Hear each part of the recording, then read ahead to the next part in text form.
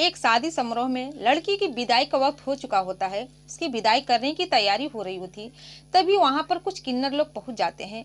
वो नाचते गाते हैं और अपने शगुन का पैसा लेते हैं। इसके बाद जब किन्नर की नज़र दूल्हे पर पड़ती है तो दूल्हे को देखकर हैरान और परेशान हो जाते हैं, क्योंकि जो दूल्हा होता है उन्हीं लोगों की कैटेगरी का होता है, वो भी एक किन्नर होता है। इसके बाद किन्नर लोग, दरअसल वो लड़की की शादी हो चुकी होती है, विदाई का वक्त होने वाला होता है, इसलिए किसी से कुछ कहने की उनकी हिम्मत नहीं होती है। फिर अपने मन में ये सोचते हैं कि अगर आज नहीं कहेंगे तो ये लड़की की जिंदगी खराब हो जाएगी, बर्बाद हो जाएगी। इसके बाद वो लड़की के बारे में सोचकर, उसकी जिंदगी के बारे में सोचकर उसके माता पिता से ये बात बताते हैं। पहले तो वो अपने स्तर से छानबीन करते हैं लड़के को, लेकिन उनकी तरफ से उनके कोई भी ऐसी नहीं मिलता है जिससे उन लोगों को पता चल सके। लेकिन मन में उनके मन में ये रहता है कि ये लड़का हम लोगों के ही कैटेगरी का है। इसके बाद लड़की के माता पिता से ये बात बताते हैं। उसके माता पिता जब इस बात को सुनते हैं तो उनके पैरों तले जमीन खिसक जाता है।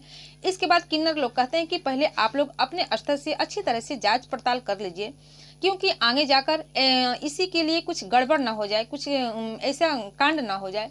इसके बाद जो लड़की के माता पिता होते हैं, जो उस घर की महिलाएं होती हैं, मिलकर कुछ ऐसा प्लान बनाती हैं। दरअसल उस घर की महिलाएं जो लड़की की भाभी होती है उसकी इज्जत पर दाव पर लगा देती है। उसकी भाभी से ये कहा जाता है कि तुम दूल्हे को गिफ्ट देने के बहाने अपने कमरे में ले जाओ और उसके साथ उसका सामान चेक करो कि कहीं वो लड़का है या किन्नर है। इसके बाद उसकी जो भाभी होती है ये बात को टालती नहीं है, क्योंकि उसकी ननद की जिंदगी का सवाल होता है। अगर आज वो ऐसा नहीं करती तो शायद उसकी ननद की जिंदगी तबाह हो जाती, बर्बाद हो जाती। जिसके जरिए दूल्हे को अपने कमरे में ले जाती है और ले जाने के बाद कुछ अंदर से दरवाजा बंद कर लेती है। इससे आगे की जो कहानी होती है, कहानी रोमांचित है, इंटरेस्टिंग कहानी है दोस्तों, इसलिए आप लोग इसे थोड़ा सा समय निकाल कर जरूर सुनिए। और सबसे पहले मैं आपको बता दूं, ये जो कहानी है बिल्कुल काल्पनिक है, इसमें सत्य की कोई सत्यता नहीं है, इसलिए आप लोग इस पर बुरा कमेंट मत कीजिएगा। तो दोस्तों, मैं हूं ज्योति कुशवाहा और आपका ज्योति वॉइस चैनल में स्वागत है। उम्मीद करती हूं कि ज्योति वॉइस की सभी फैमिली अच्छी होगी और अपना ख्याल रख रही होगी। वीडियो में आगे बढ़ने से पहले आप लोग से रिक्वेस्ट है, जो कोई भी मेरे चैनल पर नए हैं तो वीडियो को लाइक कर दीजिएगा, शेयर करिएगा और चैनल को सब्सक्राइब जरूर करिएगा, ताकि हमारा हौसला बढ़ता रहे और आप लोग के बीच में ऐसे ही नई नई इंटरेस्टिंग वीडियो ला सकूँ। एक लड़का होता है जिसका नाम होता है पुनीत। पुनीत की शादी प्रिया से ठीक हो जाती है। दोनों एक दूसरे को देखते ही पसंद कर लेते हैं।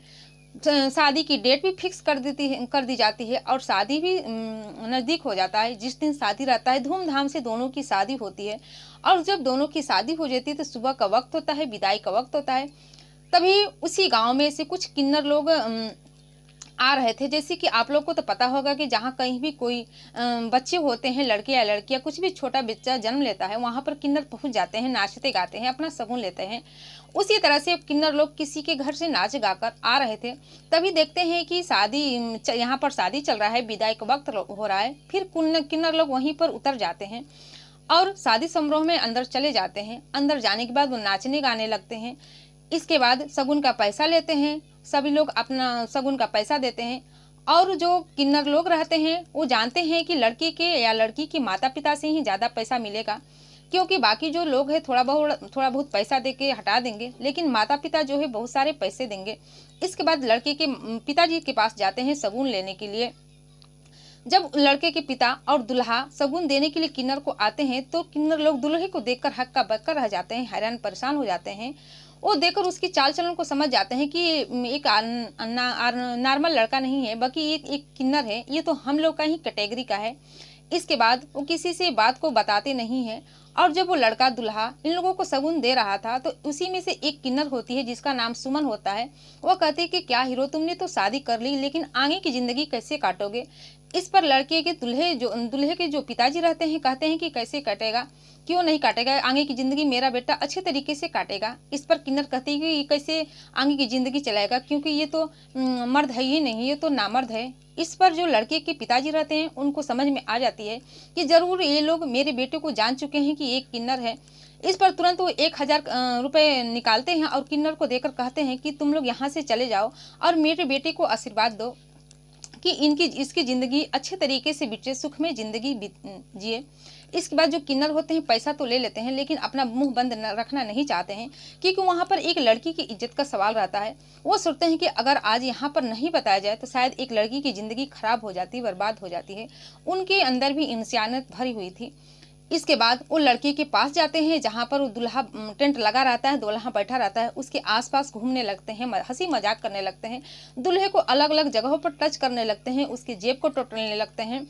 इसके बाद दूल्हे को ये बात अच्छी नहीं लगती है और उसके पिताजी को भी अच्छी नहीं लगती है। वो किन्नर को कुछ उल्टा सीधा बोलते हैं और वहाँ से भगा देते हैं। किन्नरों लोग को ये बात पसंद नहीं आती है। इसके बाद किन्नर लड़की के माता पिता के यहाँ जाते हैं। जब लड़की के माता पिता के जाते तो किन्नर को अच्छे तरीके से आदर सत्कार किया जाता है।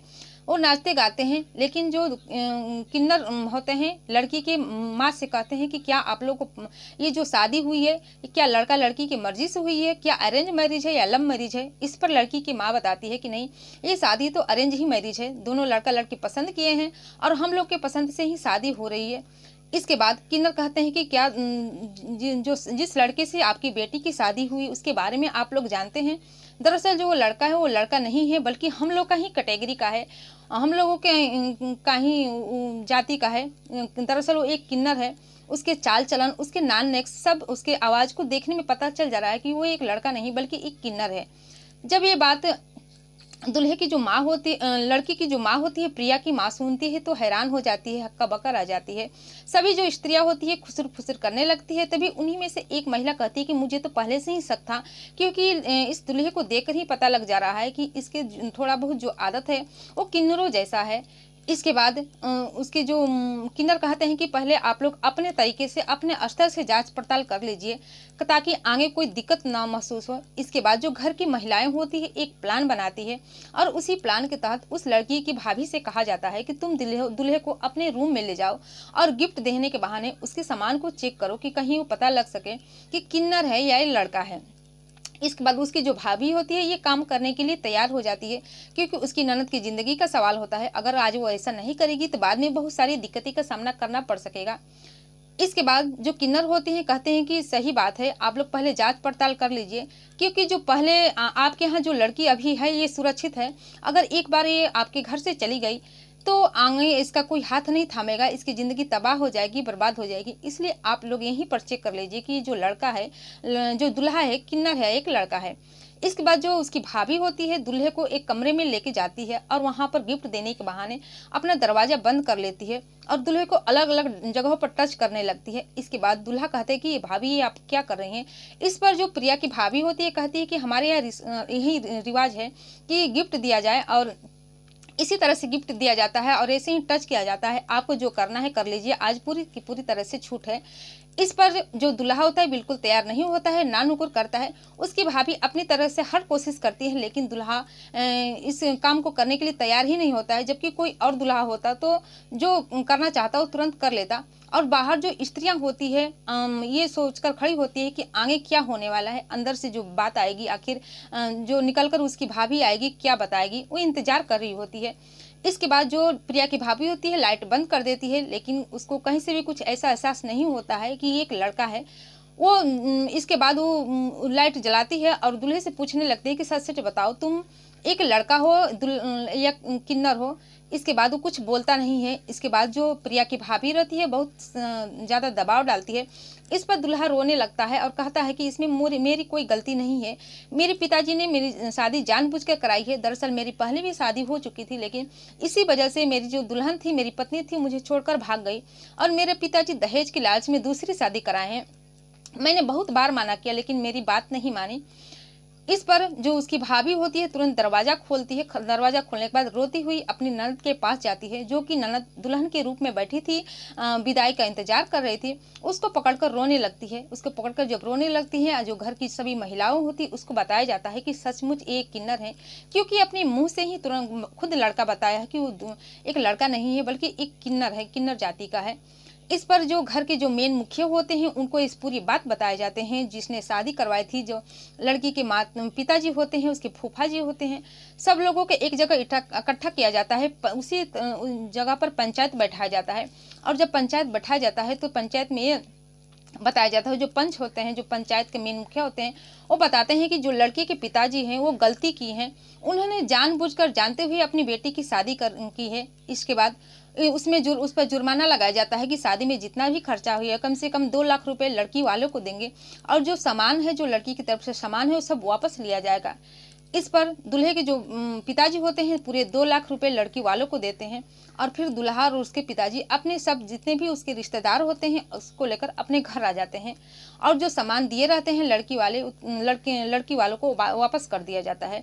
तो इस तरह से प्रिया की जो इज्जत थी वो बच जाती है ससुराल जाने से पहले, और पहले ही पता चल जाता है कि उसका जो होने वाला जो पति हो चुका था वो एक लड़का नहीं था बल्कि किन्नर था। अगर वो जो किन्नर जाति के लोग वहां नहीं आते और इस बात का खुलासा नहीं करते तो शायद प्रिया की जिंदगी तबाह हो जाती, उसकी खराब हो जाती, आगे उसे उसका कोई हाथ नहीं थामता। तो दोस्तों, ये कहानी आपको कैसी लगी? इस कहानी से आपकी क्या राय है? आप अपनी राय कमेंट सेक्शन में कमेंट करके जरूर बताइएगा, क्योंकि आपकी कमेंट का मुझे बेहद इंतजार रहता है। और जाते जाते मैं आप लोग से बता दूं, जो कोई भी मेरी वीडियो जहां से भी देख रहे हैं, अपना नाम और अपने जगह का नाम कमेंट सेक्शन में जरूर शेयर करिए, ताकि मैं भी अपने आने वाली अगली वीडियो में आप लोग का नाम ले सकूं और मुझे नाम लेने में बेहद खुशी हो। फिर मिलती हूँ अगले दिन नई कहानी के साथ, नई घटना के साथ। तब तक के लिए जय हिंद, जय भारत।